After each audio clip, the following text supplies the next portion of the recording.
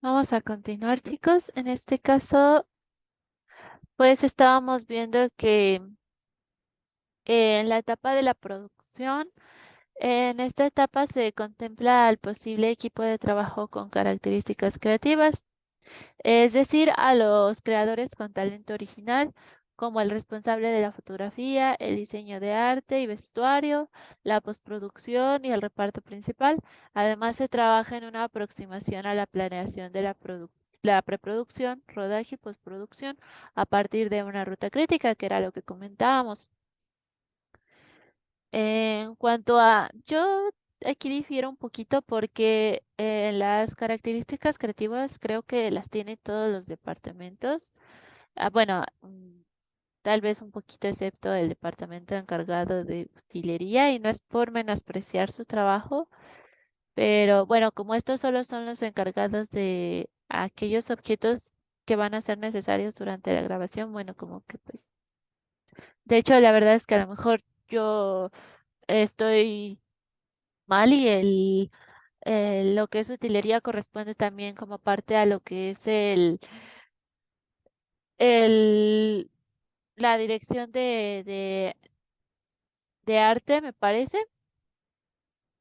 Sí, sí, mal no recuerdo. Bueno, en este caso, pues yo entiendo que también la parte de la preproducción tiene responsabilidad creativa, ya que pues aquí es en donde se encuentra lo que es el guión literario, las ideas principales para la realización del proyecto, el guión técnico, que pues normalmente lo realiza el director y pues es el que estipula qué tipos de planos se van a estar utilizando, pero pues de todas formas, supongo, bueno, desde mi punto de vista, todos los departamentos son creativos dentro de una producción audiovisual.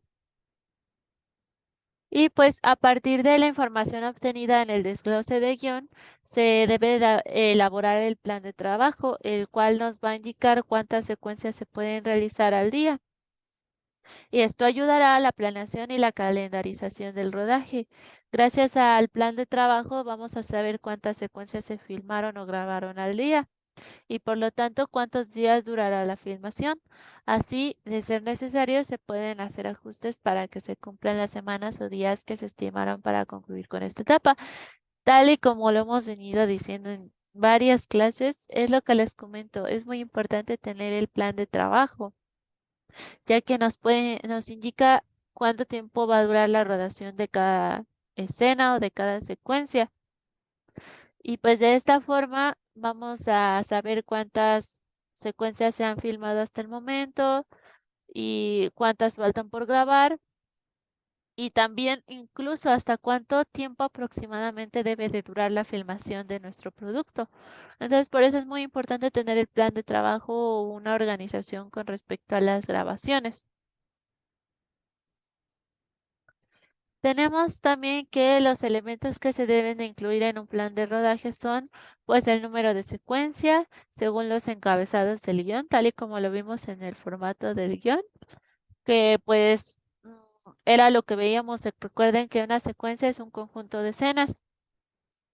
Entonces, pues hay que tener en cuenta esto a la hora de estar grabando nuestro producto. También tenemos que la descripción, y esta pues es una breve descripción de lo que sucede en la secuencia con el objetivo de indicarla, que era lo que veíamos, es la acción que va a desarrollar el personaje.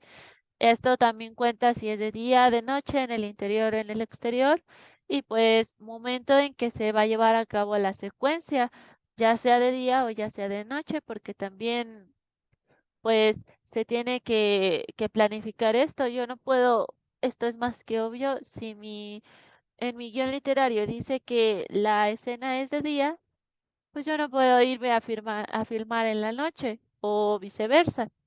O si es como lo veíamos también, si es un atardecer o en amanecer, no puedo filmar un amanecer a las 10 de la mañana, ni un atardecer a las 4 de la tarde o a las 10 de la noche. Entonces hay que tener bien en cuenta todo este tipo de detalles para que pues no surjan imprevistos. También debemos de tener las páginas del guión para conocer la longitud de la secuencia y cuánto del guión se lleva a esa secuencia en particular. Era lo que comentábamos también, que una página de el guión literario corresponde a un minuto en pantalla, entonces aproximadamente. Entonces hay que tener también esto en cuenta para el momento de estar grabando y pues conocer cuántos minutos va a durar cada secuencia, cada escena. Y en cuanto al reparto, pues los personajes que aparecen en dicha secuencia.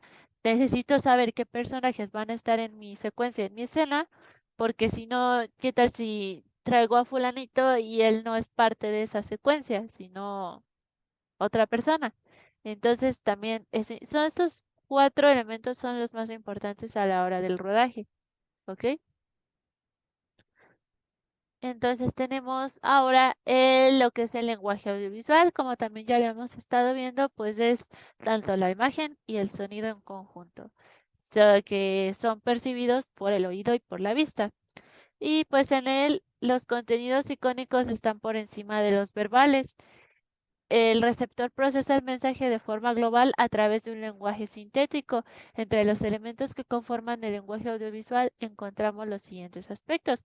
Antes de pasar a lo que es el lenguaje audiovisual, quiero hacer una pausa porque esto es bien importante, ya que en ocasiones, ah, supongo que sí han visto que existen productos audiovisuales que en lugar de detenerse a pensar en una escena o en cómo es que va a estar desarrollándose la historia, por lo que optan es por ir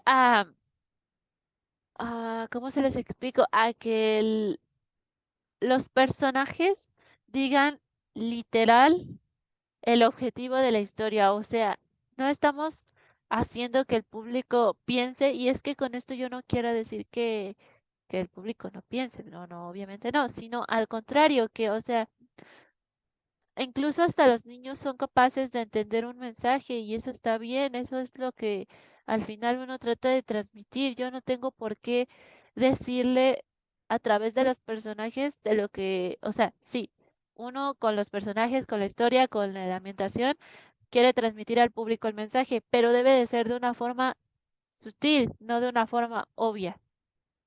¿Con esto a qué me refiero? A que, por ejemplo, yo tengo dos personajes, mi historia es, no sé, sobre comprar una bicicleta, algo simple. Ok, yo tengo mi personaje Ana y mi personaje Juan. Ana llega con Juan y le dice, es que no puede ser tan simple como con una bicicleta, no sé, ¿cómo les pongo el ejemplo? Podría ser,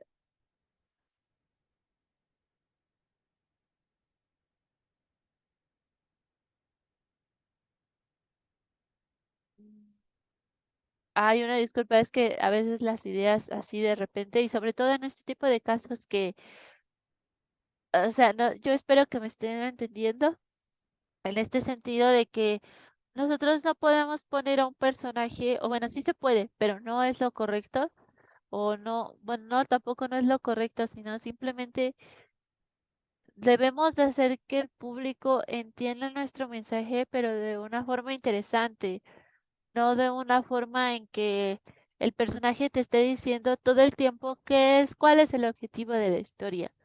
Porque pues al final entonces, ¿qué caso tiene?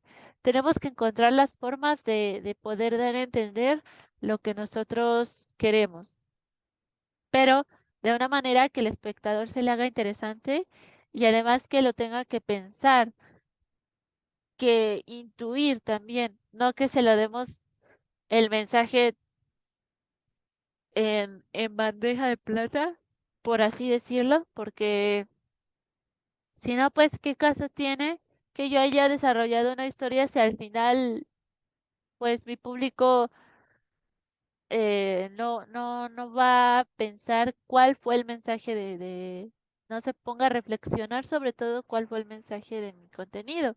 Entonces, por esto es bien importante, como, tal y como les digo, o sea, en cuanto a los niños, creen que los niños no, no, no sé, o sea, existen contenidos audiovisuales que te hacen creer que las personas que realizan esos contenidos piensan que los niños no tienen la capacidad de entender o de pensar la situación.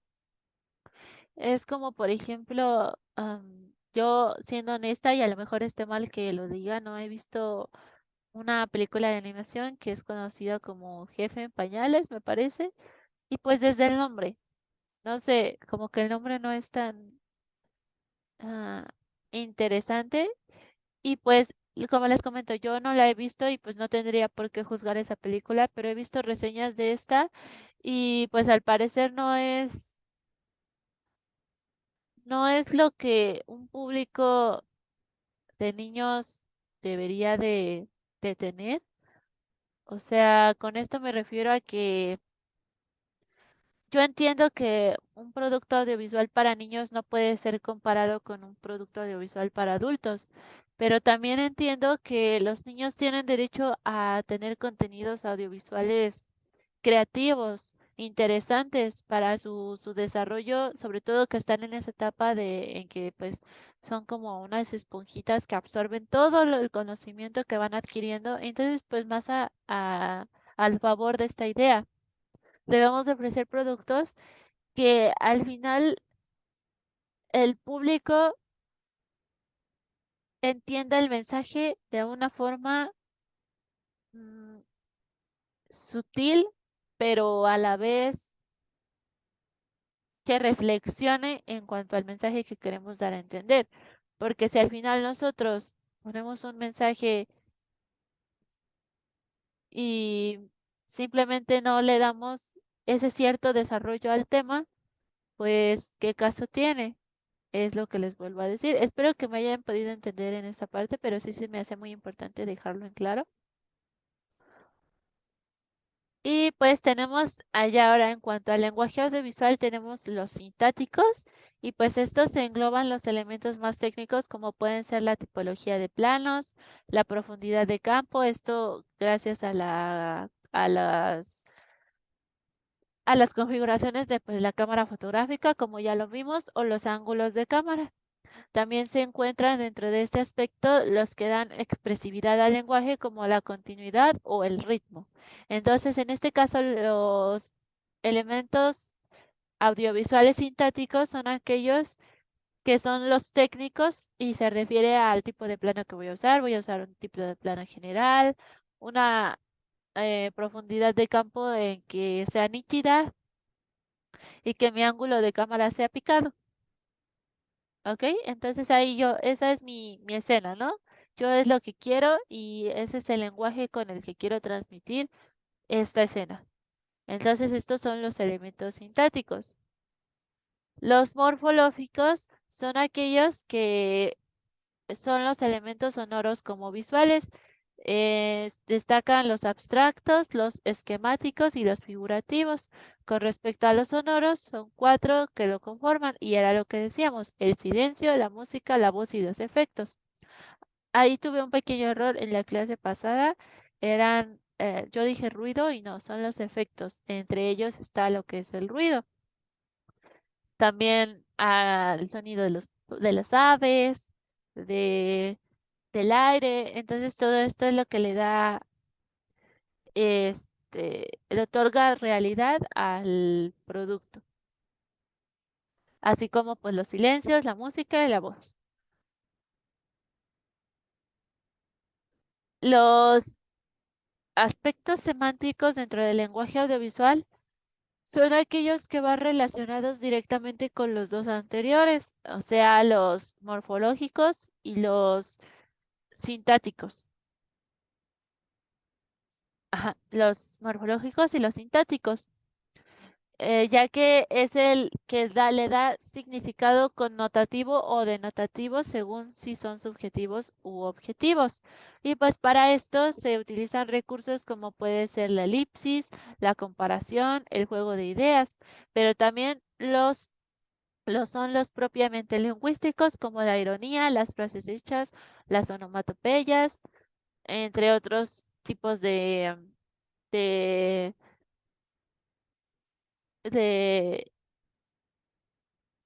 de recursos lingüísticos o de narración. Entonces, en este caso, depende de si nuestro producto va a tener un lenguaje o un significado connotativo o denotativo, y pues esto depende si es subjetivo o u objetivo.